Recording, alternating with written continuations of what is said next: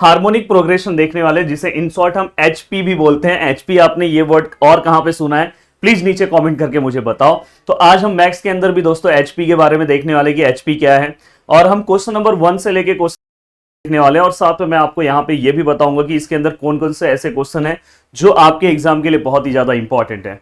तो दोस्तों अगर आप यहाँ पे फर्स्ट क्वेश्चन देखोगे तो यहाँ पे देखो दोस्तों क्या लिखा हुआ है, verify whether the following sequences are AP. आपको वेरीफाई करना है कि ये जो सीक्वेंस दिया है दोस्तों ये एचपी में है कि नहीं है, ये आपको पता करना है।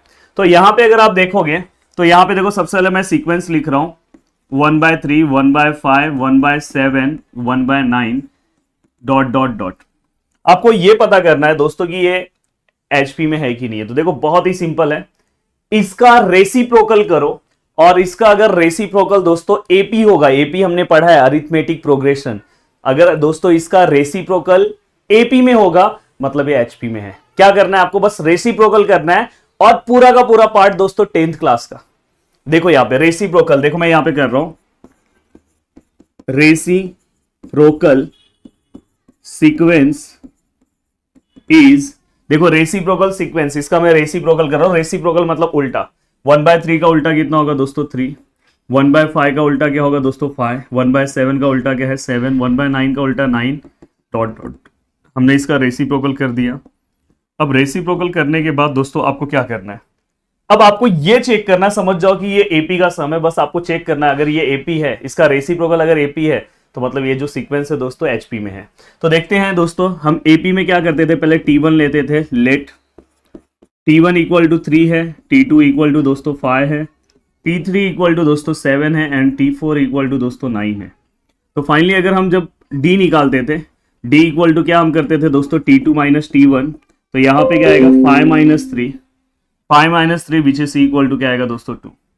बोल रहा है कि जो स्पेस है वो पूरा का पूरा भर गया, तो जल्दी से फ्री करो, करते हैं जल्दी करेंगे। अब दोस्तों यहाँ पे D इक्वल टू क्या आएगा, यहाँ पे हम क्या करेंगे T3 लेंगे, T3 माइनस क्या करेंगे दोस्तों T2, yes T3 is 7 minus 5 which is equal to 2, and then दोस्तों D इक्वल टू, अब T4 माइनस T3 करेंगे, तो यहाँ पे देखो T4 minus T3 which is equal to 9 minus 7 which is equal to 2। अगर आप ऑब्जर्व करोगे तो यहाँ पे दोस्तों हमें एक कांस्टेंट टर्म मिल रहा है, और अगर ये हमें कांस्टेंट टर्म मिल रहा है तो इससे ये पता चल रहा है दोस्तों कि ये जो हमारा सीक्वेंस है वो एपी में है। तो डायरेक्ट आप लिख सकते हो, यहाँ पे आप डायरेक्ट लिख सकते हो कि reciprocal sequence is in AP. Direct अगर आप लिखो, या तो चाहिए तो the difference between any two consecutive term is constant, ऐसा भी आप लिख के, and therefore the given reciprocal sequence is in AP आप लिख सकते हो। बट दोस्तों हमें अगर रेसिप्रोकल एपी में है, मैंने आपको बोला था अगर इसका रेसिप्रोकल एपी में है तो मतलब ये जो सीक्वेंस है दोस्तों तो ये जो गिवन सीक्वेंस है आप बोल सकते हो डायरेक्ट, यहाँ पे चाहिए तो आप यहाँ पे 1 लिख दो। अब यहाँ पे आप डायरेक्ट रीजन लिख सकते हो दोस्तों, and therefore given sequence 1 number भी मैं डाल दे रहा हूं इज इन एचपी। अगर इसका रेसिप्रोकल दोस्तों एपी में है तो ये सीक्वेंस किस में, एचपी में, मतलब एचपी मतलब हार्मोनिक प्रोग्रेशन। तो दोस्तों बहुत ही सिंपल है, ये क्वेश्चन भी आपको सॉल्व करने आना चाहिए। अब देखो यहाँ पे भी मैं सॉल्व करके दिखा रहा हूं। देखो यहाँ पे अगर आप देखोगे तो सबसे पहले मैंने सीक्वेंस लिखा 1/3, 1/6, 1/12, 1/24 डॉट डॉट डॉट। मैंने इसे क्या कर दिया दोस्तों, इक्वेशन नंबर 1 दे दिया। अब यहां पे मैं क्या कर रहा हूं, इसका मैं क्या करूंगा दोस्तों, रेसिप्रोकल लूंगा, रेसिप्रोकल सीक्वेंस इज। अब दोस्तों अगर आप इसका रेसिप्रोकल लेते हो तो क्या आएगा, 1/3 का रेसिप्रोकल क्या आएगा दोस्तों 3, 1/6 का क्या आएगा दोस्तों 6, 1/12 का 12, एंड 1/24 का 24। रेसिप्रोकल मतलब दोस्तों नीचे अगर मैं 1/3 का उल्टा करूंगा तो 3/1 होगा, तो मैं नीचे 1 जो है उसको मैं नहीं लिखूंगा। हाँ अगर यहाँ पे 2/3 होता तो मैं यहाँ पे 3/2 लिखता। अब दोस्तों ये लिखने के बाद आपको क्या करना है, T1 लेना है, 3 है, T2 क्या है दोस्तों 6 है, T3 क्या है दोस्तों 12 है, एंड T4 क्या है दोस्तों 24 है। अब हम D निकालेंगे दोस्तों, D इक्वल टू क्या आएगा T2 minus T1, 6 minus 3 which is equal to 3। D equal to क्या आएगा दोस्तों T3 माइनस T2, तो यहाँ पे 12 minus 6 which is equal to 6, and D which is equal to T4 minus T3, 24 minus 12 which is equal to 12। अगर आप यहाँ पे देखोगे तो यहाँ पे आप बोल सकते हो कि ये कांस्टेंट नहीं है, तो यहाँ पे चाहिए तो the difference between any two conjugative term is not constant and therefore, देखो यहाँ पे सभी वैल्यूज अलग अलग दिख रहे हैं 3, 6, 12, अगर सेम होते तो कांस्टेंट है, तो आप देयरफॉर डायरेक्ट बोल सकते हो reciprocal sequence is not in AP. अगर एपी में नहीं है तो हम डायरेक्ट बोल सकते हैं दोस्तों, अगर यही एपी में नहीं है इसका रेसिप्रोकल, तो हम बोल सकते हैं therefore given sequence 1 is not in HP, मतलब ये एचपी में नहीं है। तो दोस्तों एक मैंने आपको एचपी वाला बता दिया, एक एचपी में नहीं है वो भी बता दिया। अब दोस्तों ये जो तीसरा वाला क्वेश्चन है मुझे ऐसा लगता है कि आपको सॉल्व करना चाहिए, प्लीज इससे कंफ्यूज मत होना। यहाँ पे अगर मैं रेसिप्रोकल करूंगा तो फाइ का रेसिप्रोकल क्या आएगा दोस्तों, देखो फाइ के नीचे कुछ नहीं है तो 1 है, तो इसका रेसिप्रोकल क्या आएगा दोस्तों 1/5। अगर मैं 10/17 का अगर मैं रेसिप्रोकल करता हूं तो 17/10, यहाँ पे 32/10, यहाँ पे 47/10, और जस्ट आपको क्या करना, माइनस करना। माइनस करने के बाद अगर आपको वहां पे सेम टर्म दिखाई दे रहे हैं तो आप वहां पे बोल सकते हो कांस्टेंट है। अगर सेम नहीं दिखाई दे रहे तो दोस्तों कांस्टेंट नहीं है। अगर कांस्टेंट है तो एपी में है, अगर कांस्टेंट नहीं है तो दोस्तों वो एपी में नहीं है। और अगर एपी में है उसका रेसिप्रोकल अगर एपी में है तो वो एचपी में भी है। तो प्लीज ये क्वेश्चन आपको ट्राई करना है। अब देखो इसके बाद एक और, अब नेक्स्ट क्वेश्चन के ऊपर मैं आ रहा हूं, और इस टाइप का क्वेश्चन भी मैं चाहूंगा कि एक ही क्वेश्चन मैं आपको इतने अच्छे से सिखा दूं कि इसके बाद वाले क्वेश्चन को मुझे बताने की जरूरत ना हो, और सेम क्वेश्चन होगा, जिससे क्या होगा कि मैं आपके सिलेबस को जल्दी जल्दी कवर कर दूंगा। जो सिमिलर क्वेश्चन है तो वो आपको सॉल्व करना चाहिए। फाइंड द nth टर्म, मतलब अपने को क्या फाइंड आउट करना है दोस्तों, nth मतलब tn अपने को क्या करना है, फाइंड आउट करना है। And hence find the tth term, मतलब अपने को क्या करना है, 8th टर्म भी दोस्तों फाइंड आउट करना है फॉलोइंग hp। अब उन्होंने हमें पहले से ही बोल दिया कि ये hp में है, तो यहाँ पे देखो सीक्वेंस है 1/2, 1/5 and 1/8 and 1/11 dot dot dot. अब देखो यहाँ पे अबो सीक्वेंस इज इन एचपी, मतलब ये जो ऊपर वाला जो सीक्वेंस दिया है दोस्तों एचपी में है। अगर ये एचपी में है तो हमें पता है, ये देखो यहाँ पे हमें एचपी प्रूफ नहीं करना है, हमें एचपी में उन्होंने पहले से ही बोल दिया, देखो बोला है ना फॉलोइंग एचपी, मतलब वो ऑलरेडी एचपी में है। अगर ये एचपी में है तो मतलब इसका रेसिप्रोकल क्या होगा दोस्तों, एपी में होगा। तो अब यहां पे आप बोल सकते हो देयरफॉर रेसिप्रोकल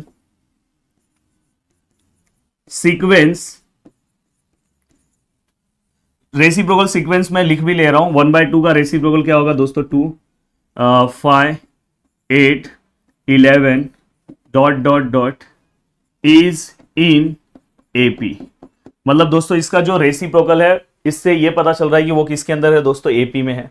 अगर रेसिप्रोकल एपी में है तो मुझे पता है कि फर्स्ट टर्म में क्या लेता हूं दोस्तों ए, और दोस्तों मैं डिफरेंस कैसे निकालता हूं दोस्तों 5 - 2 विच इज इक्वल टू 3। देखो इसके पहले वाला क्वेश्चन अलग था, प्लीज कंफ्यूज मत होना।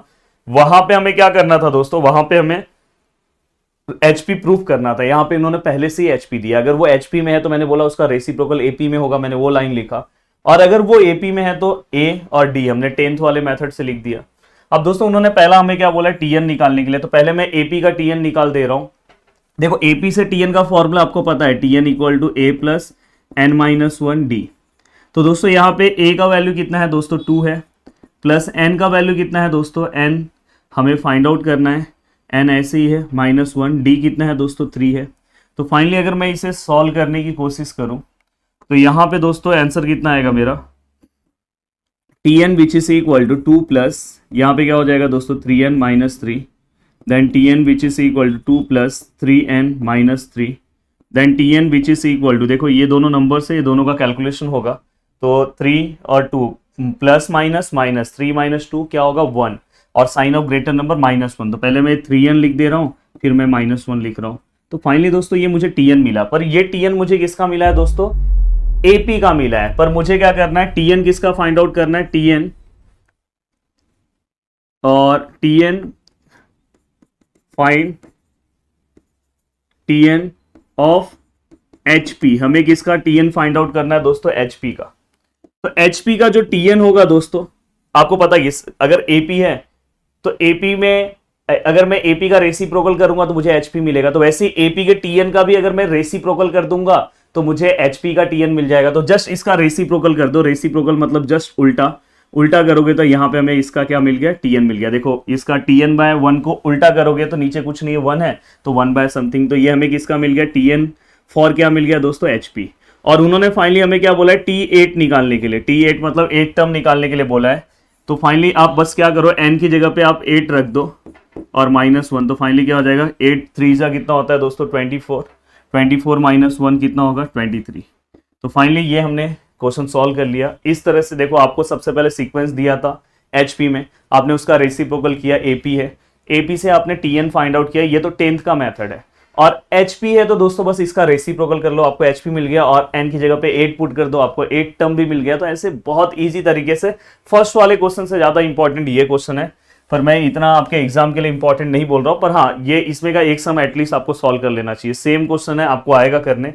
इसके बाद वाला क्वेश्चन दोस्तों सेम है, कुछ अलग नहीं है, तो प्लीज ये दोनों क्वेश्चन आपको सॉल्व करना है सेम मेथड से।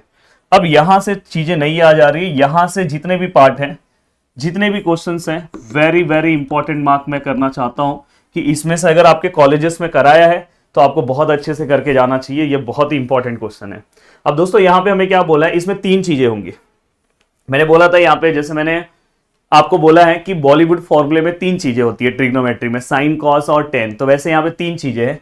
और आपको यहाँ पे एक फॉर्मूला याद रखना है, सुबह सुबह उठने पे हम क्या बोलते हैं दोस्तों, गुड मॉर्निंग, तो गुड मॉर्निंग का स्क्वायर इक्वल टू, और सुबह के टाइम को दोस्तों हम क्या बोलते हैं, एएम बोलते हैं, एएम, तो एएम मल्टीप्लाई बाय एचएम, बस ये आपको याद रखना है। तो देखो ये फॉर्मूला, जैसे देखो यहाँ पे फाइंड एएम, मतलब अपने को क्या करना है, क्वेश्चन में एएम फाइंड आउट करना है, और जीएम हमें दिया है दोस्तों, जीएम का हमें वैल्यू कितना दिया है 4, और दोस्तों हमें एचएम का वैल्यू कितना दिया है दोस्तों 16/5। अब देखो मैं ये फॉर्मूला यूज करूंगा, GM square which is equal to, अगर मैं फॉर्मूला भूल जाऊंगा तो मुझे याद करना है कि सुबह मैं उठता हूं उसको मैं गुड मॉर्निंग बोलता हूं, उसका स्क्वायर याद रखना, गुड मॉर्निंग का क्या आएगा स्क्वायर, और दोस्तों सुबह वाले टाइम को हम क्या बोलते हैं दोस्तों एएम, और जस्ट इसके बाद आप क्या करो, एचएम को मल्टीप्लाई कर दो। अब दोस्तों यहाँ पे क्या हो जाएगा, देखो जीएम हमें दिया हुआ है 4 का स्क्वायर, एएम अपने को फाइंड आउट करना है दोस्तों, एंड एचएम कितना है दोस्तों 16/5।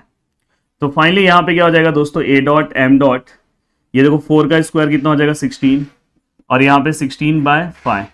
अब यहाँ से हमें क्या फाइंड आउट करना है दोस्तों, एएम फाइंड आउट करना है, तो यहाँ से एएम जो है दोस्तों वो हमारा सिंगल हो जाएगा, और फाइनली यहाँ पे 16, ये 5 यहाँ पे ऊपर हो जाएगा, ये 16 यहाँ पे नीचे हो जाएगा, फाइनली 16 कैंसिल हो जाएगा, देन 5 इक्वल टू एएम।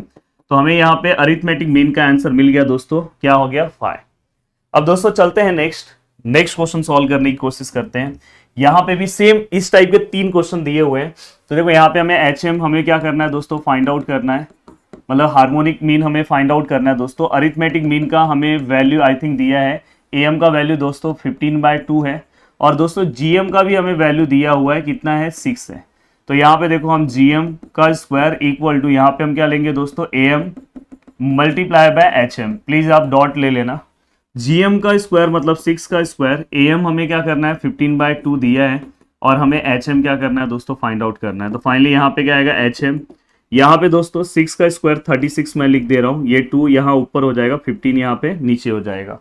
तो फाइनली अगर मैं देखूँ तो ये दोनों 3 के टेबल में आते हैं, 3 5 हो जाएगा दोस्तों, ये 3 के टेबल में आई थिंक डिवाइड करोगे तो 12 से डिवाइड हो जाएगा, 3 से आप डिवाइड करके देखो, देन 12 2 सा कितना हो जाएगा दोस्तों। तो फाइनली हमें एचएम का आंसर आ गया 24/5। तो मुझे ऐसा लगता है कि इस टाइप के क्वेश्चन को आपको सॉल्व करके जाना चाहिए, भूलना नहीं है।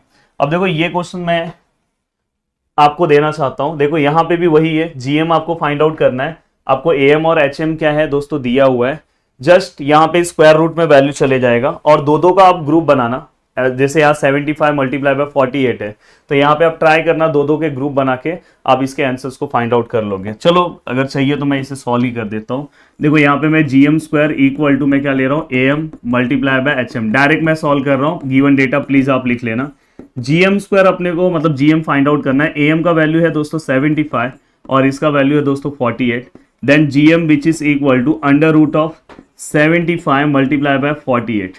अब देखो यहाँ पे जो आप वैल्यूज लिखोगे तो किस तरह से लिखोगे दोस्तों, GM which is equal to, देखो अंडर रूट में से अगर आप पूरा मल्टीप्लाई करके बाहर निकालने की कोशिश करोगे बहुत टाइम लगेगा, इससे अच्छा आप ग्रुप बना लो। 25 को मैं 75 को मैं 25 इंटू 3 लिख सकता हूँ क्योंकि 25 एक परफेक्ट स्क्वायर है, और मैं 48 को दोस्तों 12 मल्टीप्लाई बाय 4 में लिख सकता हूँ। अब दोस्तों यहाँ पे ये एक परफेक्ट स्क्वायर है, ये भी एक परफेक्ट स्क्वायर है, और दोस्तों यहाँ पे अगर मैं देखूं, देखो ये 25 हो गया, 12 3 सा कितना होगा दोस्तों 36 और 4, तो ये तीनों परफेक्ट स्क्वायर हैं। तो फाइनली मैं आंसर बाहर लिख सकता हूँ, इसका आंसर बाहर 5 आएगा, इसका आंसर बाहर 6 आएगा, इसका आंसर बाहर 2 आएगा। तो finally value of GM which is equal to 5 2 जा कितना होता है दोस्तों 10, और 10 मल्टीप्लाई बाय 6 कितना होगा 60। तो ये क्वेश्चन तो आपको सॉल्व करना चाहिए था, बट ये कैलकुलेशन की वजह से ये क्वेश्चन मैंने सॉल्व कर दिया। अब चलते हैं दोस्तों नेक्स्ट क्वेश्चन की ओर, और नेक्स्ट क्वेश्चन सॉल्व करने की कोशिश करते हैं। दोस्तों आज के सेशन का ये लास्ट क्वेश्चन है, और इसके बाद आई थिंक 3 क्वेश्चन और इस एक्सरसाइज में बचेंगे, वो भी मैं पूरा सॉल्व करके दे दूंगा। अब यहाँ पे अगर आप देखोगे दोस्तों, थोड़ा सा ये ट्रिकी क्वेश्चन है, थोड़ा सा अलग है। Insert 2 numbers between 1/4 and 1/3 so that the resulting sequence in HP। अब देखो यहाँ पे 2 नंबर्स को मैं क्या ले रहा हूं दोस्तों, 2 नंबर्स B, मैं एक को ले रहा हूं 1/H1 और दूसरे नंबर को क्या ले रहा हूं दोस्तों 1/H2। तो यहां पे जो सीक्वेंस है हमारा दोस्तों, then resulting sequence is in HP। तो यहां पे देखो मैं जो सीक्वेंस है वो लिख रहा हूं दोस्तों, सीक्वेंस इज इन HP। क्या आएगा 1/4, उन्होंने क्या बोला है, इंसर्ट 2 नंबर्स बिटवीन, ये दोनों के बीच में 2 नंबर्स इंसर्ट करना है। मतलब यहाँ पे एक नंबर क्या है 1/3 और दोनों के बीच में एक नंबर, तो एक नंबर मैंने क्या लिया 1/H1 और दूसरा नंबर मैंने क्या लिया 1/H2। आप कुछ भी ले सकते हो। अब दोस्तों बोल रही है अगर जैसे ये नंबर्स आपने लिया तो ये जो सीक्वेंस है वो किसके अंदर आ गया दोस्तों HP में। तो आपको क्या करना है, फाइनली ये नंबर्स फाइंड आउट करना है और आपको HP का सीक्वेंस फाइंड आउट करना है। तो दोस्तों यहाँ पे इस तरह के क्वेश्चंस को सबसे पहले मैं बोल सकता हूं 4H1 H2 और 3 इज इन AP। आप ये बोल सकते हो दोस्तों, आपको पता है कि जो भी इसका रेसिप्रोकल होगा, reciprocal sequence is 4H H1 H2 H3। मुझे ये इज गायब करना है, reciprocal sequence 4H1 H2 H3 3 is in AP। अगर दोस्तों ये AP में है तो वैल्यू ऑफ T1 क्या होगा दोस्तों 4, द वैल्यू ऑफ T2 क्या होगा दोस्तों H1, the value of T3 क्या होगा दोस्तों H2, and the value of T4 क्या होगा दोस्तों 3। ध्यान से अच्छे से इस क्वेश्चन को आपको सॉल्व करना चाहिए, और इसी के बाद सेम वो मैं नेक्स्ट लेक्चर में लूंगा, GP का क्वेश्चन इसी तरह का है।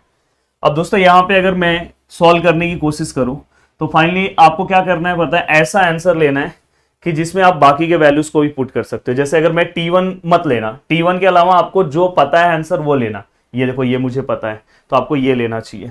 तो यहाँ पे देखो अगर आप T4 का फॉर्मूला अप्लाई करते हो तो यहाँ पे सबसे पहले Tn का फॉर्मूला मैं लिख रहा हूँ, Tn इक्वल टू, क्योंकि AP है तो AP का फॉर्मूला है n-1d। तो यहाँ पे T, यहाँ पे क्या आ जाएगा दोस्तों 4। A का वैल्यू आपको पता है दोस्तों, T1 मतलब ही A होता है 4, इसलिए मैंने ये A का वैल्यू लेने के लिए मैंने T1 आपको मना किया था, इसलिए आप T1 के अलावा जो आपको पता है वो आप लिया करो। यहाँ पे दोस्तों क्या हो जाएगा, n कितना है हमें 4 है, 4-1, d का वैल्यू अपने को नहीं पता है, T4 का आंसर अपने को पता है 3 है, ये देखो यहाँ पे, देन ये 4 प्लस यहाँ पे क्या आएगा दोस्तों 3d। तो फाइनली ये 3 - 4 यहाँ पे क्या है दोस्तों 3d। तो फाइनली ये 3d -1, देन दोस्तों d इक्वल टू -1/3। तो यहाँ पे हमें d का वैल्यू मिल गया दोस्तों। अब अगर आप चाहते हो d का जैसे ही आपको वैल्यू मिल गया, आपको अगर समझो T2 टर्म निकालना है। कौन सा टर्म निकालना है, T2 टर्म H1 है ना। T2 टर्म आपको फॉर्मूला पता है दोस्तों, T2 हम कैसे निकालते हैं, T1 प्लस d लेते हैं, ये आपने पढ़ा होगा 10th में। T1 में मैं डिफरेंस को प्लस कर दूंगा, T1 मुझे पता है कितना है 4 है, और T1 टर्म में हमें क्या करना है दोस्तों, T1 4 है और d कितना है दोस्तों, d हमें पता चल गया कितना है -1/3। तो फाइनली मैं T2 which is equal to ये सॉल्व करूँ 4 - 1/3। तो ये देखो 3 4 = 12, 12 - 1/3 मतलब 11/3। तो फाइनली हमें यहाँ पे आंसर कितना मिला 11/3। और ये जो है दोस्तों ये T2 है, T2 मतलब हमारा यहाँ पे क्या है दोस्तों, T2 मतलब T2 which is equal to H1, मतलब हमें H1 मिल गया दोस्तों कितना 11/3। अब ये मिलने के बाद दोस्तों आपको क्या करना है, सेम आपको T3 निकालना है। T3 मतलब H2, मतलब H2 आपको फाइंड आउट करना है। T3 मतलब H2 आप चाहिए तो यहाँ पे लिख सकते हो। और T3 टर्म निकालने के लिए हम क्या करते हैं, T2 में D प्लस करते हैं। या तो आप क्या कर सकते हो दोस्तों, T1 में आप 2D प्लस कर दो, ये भी आप कर सकते हो। T1 में 2D प्लस कर दो, या तो T2 में आप D प्लस कर दो। तो फाइनली दोस्तों देखो T2 हमें पता है, T2 मतलब ये यही है टर्म 11/3। 11/3 में मैं D प्लस कर रहा हूँ। D कितना है दोस्तों मेरा -1/3। तो फाइनली अगर मैं सॉल्व करने की कोशिश करूँ तो जो मेरा आंसर आएगा दोस्तों, देखो यहाँ पे ये 11 है, ये 3 है, प्लस माइनस माइनस 1/3। और फाइनली अगर मैं इसे सॉल्व करने की कोशिश करूं तो दोस्तों यहाँ पे आंसर आएगा 3, यहाँ पे 11 - 1 आंसर दोस्तों 10। तो यहाँ पे हमें मिल गया इसका आंसर कितना 10/3। तो H1 का वैल्यू मिल गया दोस्तों, हमें H2 का वैल्यू मिल गया। अब H1 और H2 का अगर हमें वैल्यू मिल गया तो दोस्तों मैं अपने सीक्वेंस को फिर से नीचे लिख सकता हूँ। रिजल्टिंग सीक्वेंस ऑफ HP तो 1/4 है। यहाँ पे 1/H1 का वैल्यू कितना है दोस्तों, H1 11/3 है, तो आप 3 ऊपर ले लेना। और दूसरा हमारा 1/H2 का वैल्यू कितना है दोस्तों 10/3 है, तो यहाँ पे क्या आएगा दोस्तों 10/3। और यहाँ पे H3 का वैल्यू कितना है दोस्तों, ये तो आपको पता है 1/3। तो ये रिजल्टिंग सीक्वेंस ऑफ हमारा क्या हो गया दोस्तों, HP हो गया। प्लीज अच्छे से इस वाले सम को आपको देख लेना है, इतना ज्यादा इंपॉर्टेंट नहीं है क्योंकि बहुत सारे कॉलेजेस में ये पढ़ाया ही नहीं जाता। हाँ, इसके पहले के जो 3 क्वेश्चन है बहुत ज्यादा इंपॉर्टेंट है। देखो 11th में वो चीजें इंपॉर्टेंट है जो आपके कॉलेज में पढ़ाया जा रहा है। दोस्तों हमने इसके पहले वाले लेक्चर्स में इससे रिलेटेड जो भी क्वेश्चन थे हमने सॉल्व किया। अब आगे के क्वेश्चन आज सॉल्व कर रहे हैं। देखो क्या बोला, insert 2 number between 1 and -27 so that the resulting sequence is a GP। तो दोस्तों हम let 2 numbers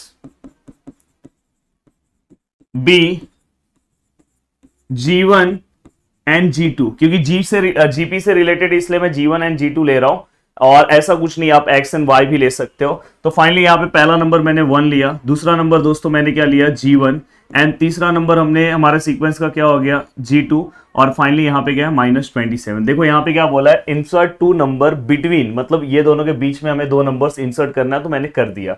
so that the resulting sequence is a GP, मतलब जो सीक्वेंस आपको मिलेगा वो जीपी में मिलेगा, ऐसा वो बोल रहे हैं।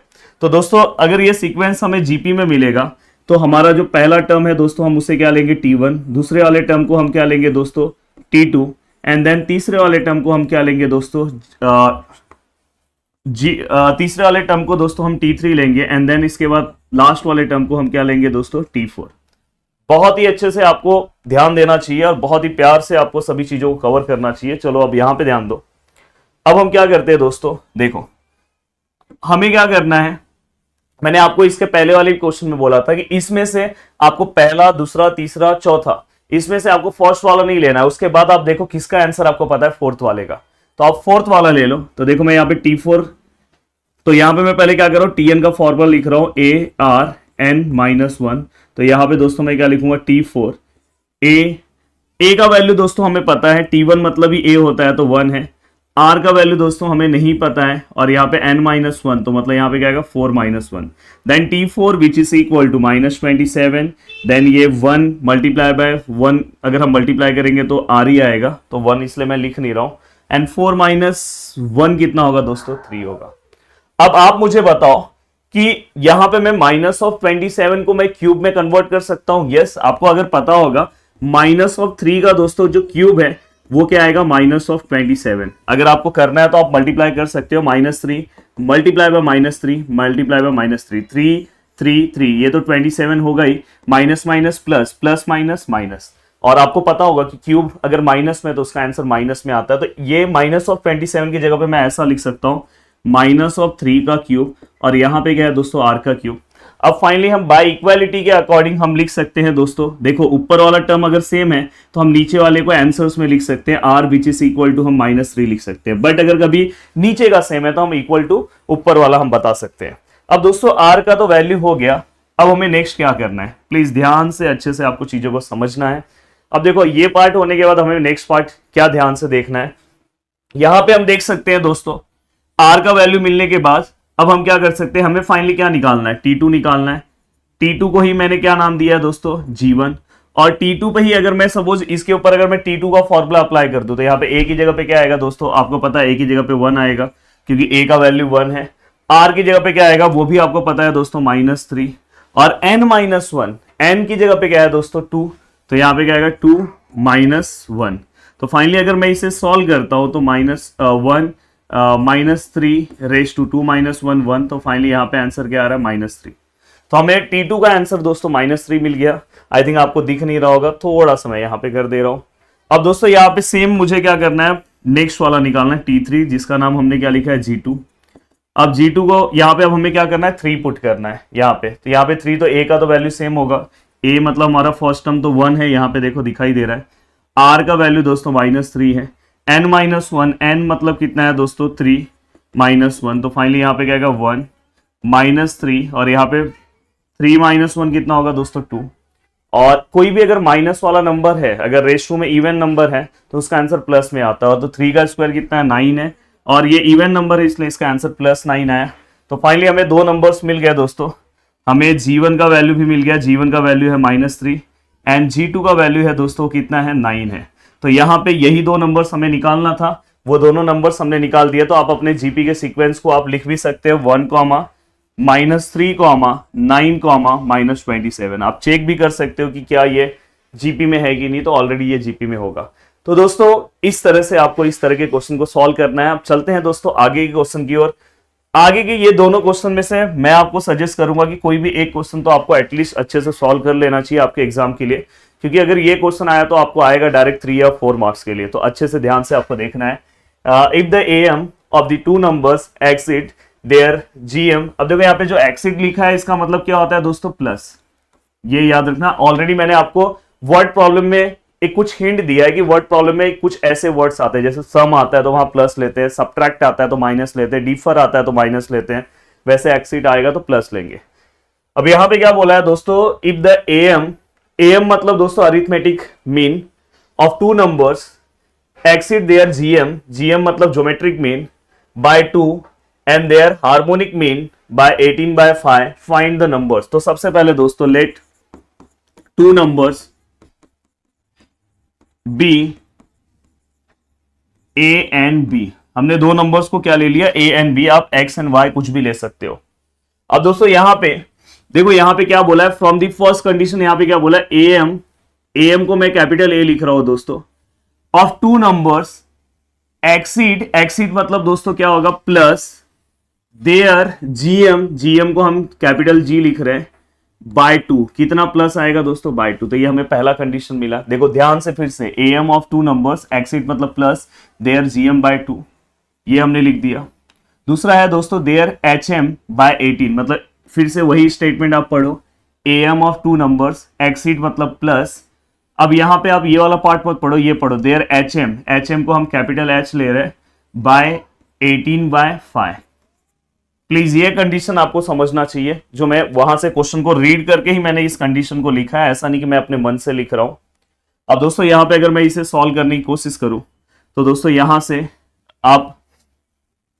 दोस्तों देखो, ये आप यहां से आपने वैल्यूज निकाला है A का, G+2 आपको यहां पे कुछ वैल्यू मिला है। हाँ, तो मैं यहाँ पे इसके बाद एक फॉर्मूला यूज करूंगा, जो फॉर्मूला मैं हमेशा यूज कर रहा था, GA², जहां पे हम GM² लिखते थे।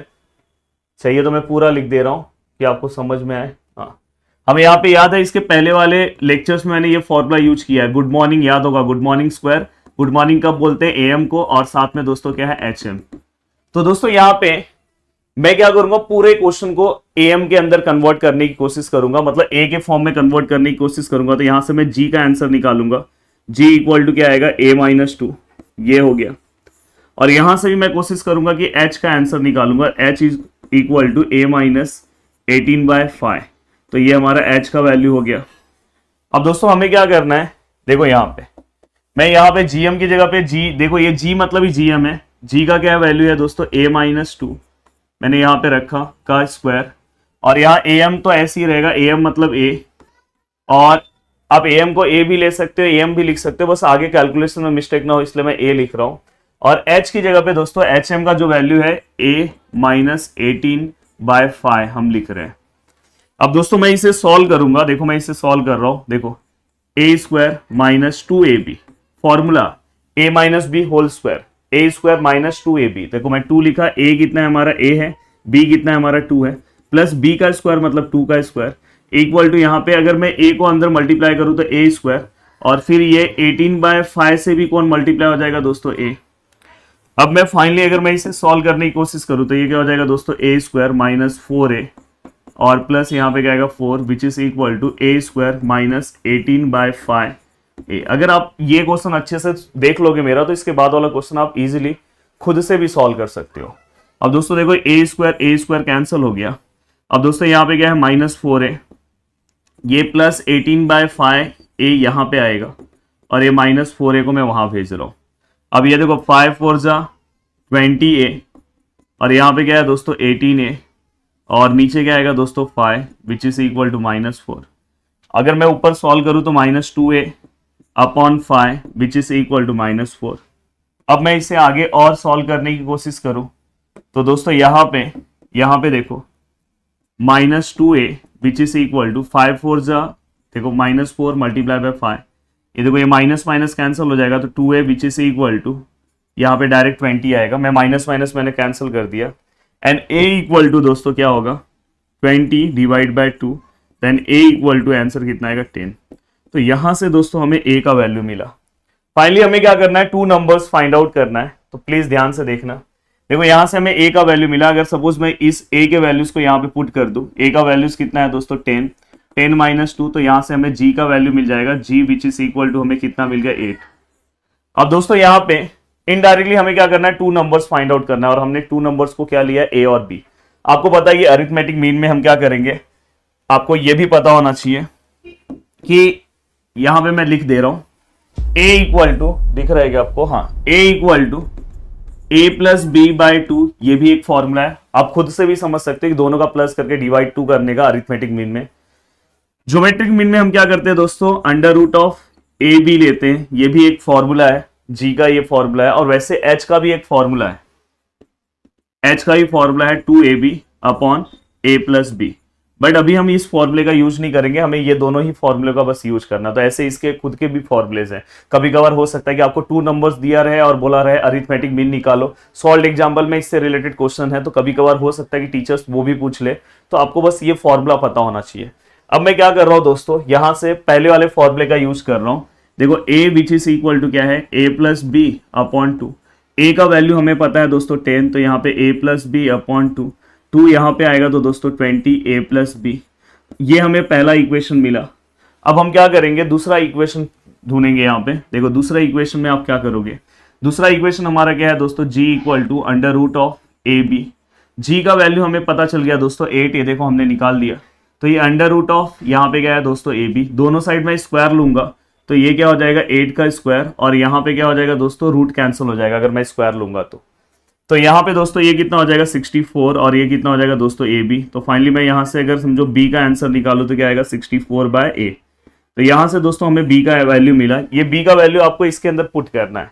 तो यहाँ पे क्या हो जाएगा दोस्तों 20 which is equal to a ऐसे ही रहेगा, b की जगह पे क्या आएगा दोस्तों 64 अपॉन a। पूरे इक्वेशन को a से आप मल्टीप्लाई करोगे तो यहाँ पे क्या होगा a स्क्वायर और यहाँ पे क्या होगा 64। फाइनली यहाँ पे क्या होगा दोस्तों a स्क्वायर माइनस 20a और प्लस 64, तो मैंने ये 20a को वहां पे ले लिया, तो ये क्वाड्रेटिक इक्वेशन की तरह बन गया। अब मैं इसे फाइनली सॉल्व करने की कोशिश करूंगा, तो यहाँ पे आंसर कितना आएगा दोस्तों, ये देखो 0 है, ये देखो यहाँ पे ये a है, ये भी a है, ये फर्स्ट वाला माइनस है, माइनस प्लस माइनस, ऐसा नंबर चाहिए दोस्तों जिसका मल्टीप्लीकेशन करके 64 आना चाहिए और उसी नंबर का प्लस करके दोस्तों प्लस करके आंसर कितना आना चाहिए दोस्तों 20। तो ऐसा कौन सा नंबर है दोस्तों जिसका मल्टीप्लिकेशन करके 64 आ रहा है। तो दोस्तों इसके लिए आपको 16 का टेबल पता होना चाहिए, वैसे आप धीरे धीरे एक्सपर्ट हो जाओगे, क्योंकि और बाकी नंबर्स आप लेने जाओगे तो उसका प्लस करके 20 आएगा ही नहीं। तो दोस्तों यहाँ पे हमें a minus 16 which is equal to 0 मिला और a minus 4 which is equal to 0, then a equal to यहाँ पे कितना होगा 16 एंड दोस्तों a इक्वल टू यहाँ पे कितना मिला 4। तो फाइनली यहाँ पे हमें a के 2 वैल्यूज मिले, उसके अकॉर्डिंग अगर मैं b के वैल्यूज निकालने की कोशिश करूं तो b इक्वल टू अगर समझो यहाँ पे 64 है अपॉन a है, a की जगह पे मैं 16 रखता हूं तो यहाँ पे आंसर कितना आएगा 4। अगर मैं यहाँ पे b का वैल्यू रखूं दोस्तों, बी का वैल्यू यहाँ पे 64 है और ए है। ए का वैल्यू दोस्तों मैं अगर 4 रखूं तो फाइनली यहाँ पे आंसर कितना आएगा 16।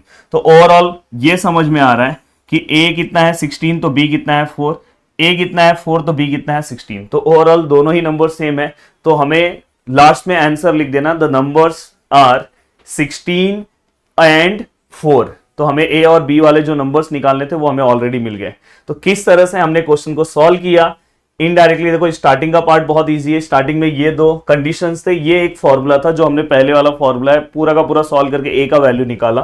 देन उसके बाद हमने ये दो फॉर्मूले का यूज किया। मैंने बोला कि एक और फॉर्मूला मैंने आपको दिया बट इसका यूज हमने नहीं किया, तो दो फॉर्मूले यूज करके आंसर आ जाता है। सेम टू सेम स्टेप्स इसके बाद वाले क्वेश्चन पे अप्लाई करना है, कुछ भी अलग नहीं है, पूरा का पूरा सेम है। बस यहाँ पे नंबर्स आपको अलग दिखाई देंगे, बस नंबर्स अलग दिखाई देंगे दोस्तों। यस, ये तो क्वेश्चन नंबर 8 हो गया है तो इसको हटा देते हैं। क्वेश्चन नंबर 9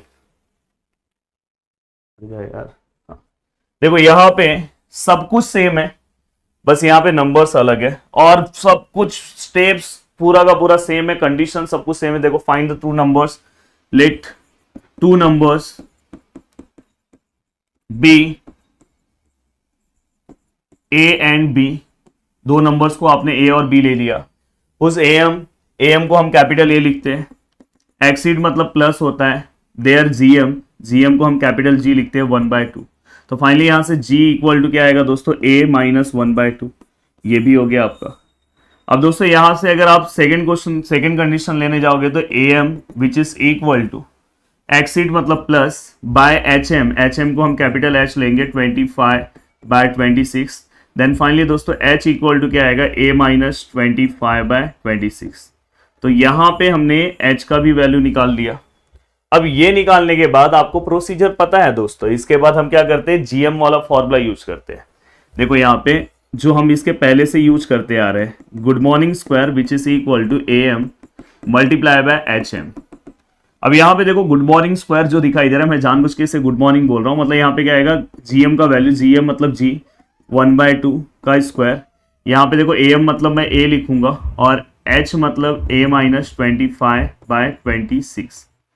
अब मैं अगर इसे आगे सॉल्व करने की कोशिश करूं तो बहुत आसानी से मैं इसे सॉल्व कर सकता हूं। देखो यहाँ पे क्या होगा दोस्तों, a स्क्वायर माइनस 2ab।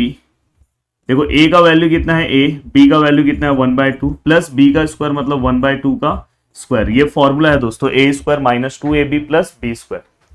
और यहाँ पे a आप अंदर मल्टीप्लाई करोगे तो a स्क्वायर आएगा और यहाँ पे क्या आएगा दोस्तों 25/26a।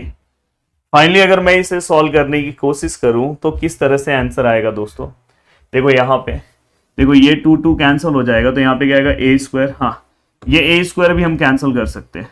देखो ये a स्क्वायर कैंसिल किए तो फाइनली यहाँ पे क्या बचा, minus a plus 1/4 equal to यहाँ पे क्या बचा दोस्तों, माइनस 25/26a। बहुत सारे लोग इसे माइनस लेना भूल जाते हैं तो क्वेश्चन रॉन्ग हो सकता है।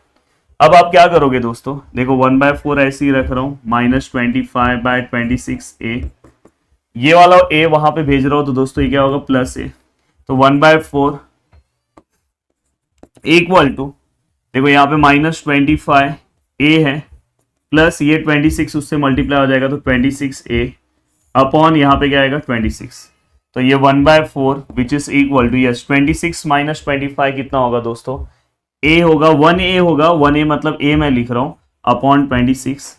अब मैं अगर इसे आगे सॉल्व करने की कोशिश करूं तो देखो ये 26 1 से मल्टीप्लाई होगा तो 26 होगा और 4a से मल्टीप्लाई होगा तो 4a होगा। Then a equal to 26/4। Then a equal to, अगर मैं यहाँ पे 2 से डिवाइड करूं तो ये कितना हो जाएगा 13 और ये कितना हो जाएगा दोस्तों 2। तो फाइनली हमें a का वैल्यू मिल गया।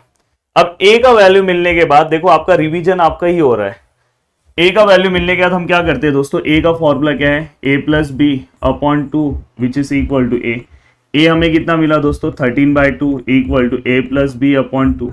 ये 2 कैंसिल हो गया, देन 13 इक्वल टू क्या आया, a प्लस बी। ये हमें एक कंडीशन मिला। दूसरा कंडीशन किससे मिलता है बताओ, g से मिलता है। देखो दूसरा कंडीशन g से मिलेगा तो g equal to under root of A B. G का वैल्यू हमने आंसर निकाला है दोस्तों, जी का आंसर हमें निकालना चाहिए। ए हमें मिल गया ना, ये देखो हमें ए का वैल्यू हमें कितना मिला 13/2 और देखो वहां पे -1/2 विच इज इक्वल टू जी। तो यहां से 2 नीचे है, 13 - 1 कितना होगा 12। Then the value of G is 6। यहाँ पे फाइनली हमें जी का वैल्यू मिल गया। अब जी का यहाँ पे हमें वैल्यू मिल गया दोस्तों, कितना मिला जी का वैल्यू? जी का वैल्यू हमें यहाँ पे 6 मिला। ये under root of A B है, वही सेम स्क्वायरिंग करेंगे तो ये कितना हो जाएगा 36 और ये ए बी हो जाएगा।